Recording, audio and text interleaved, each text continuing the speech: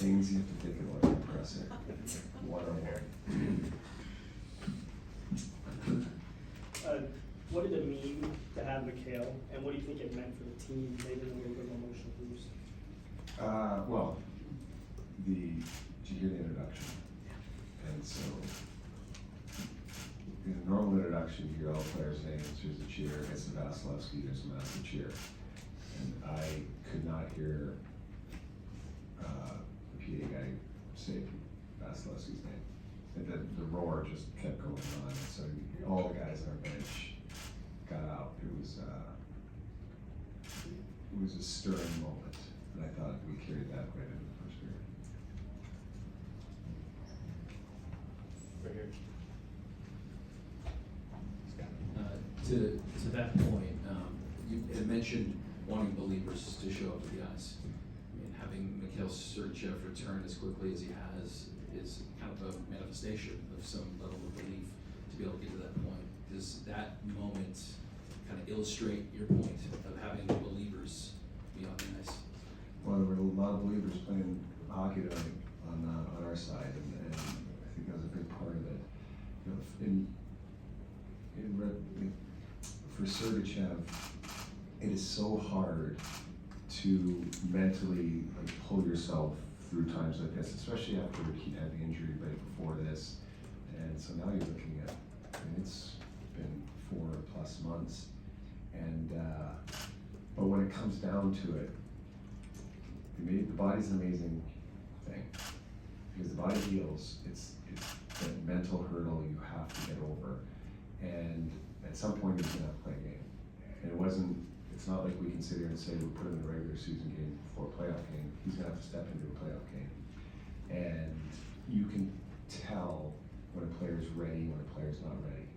And yesterday, we knew he was ready.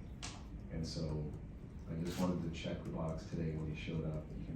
I've seen it time and time again, it's the look in the eye. And he was a believer, and that's what happened today. And so, even though he got his touches, he didn't probably play as much as he normally would in a game, but it was a huge first step for him. So it should get easier and easier, because as I said, body's good. It's getting over the hurdle, and he did. Right to the right, Bill. Coach, you guys are up 4-3, third period. I don't want to say it seemed like you were hanging on, but it was obviously pretty tight. And then Steven scores that 5th goal.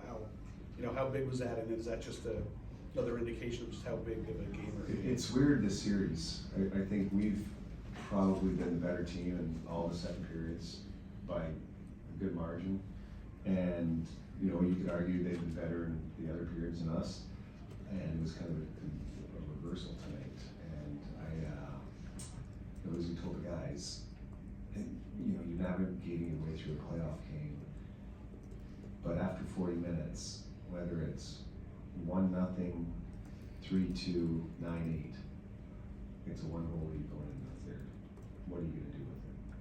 And for us to hold them to 5 shots, and they would probably frustrate them a little.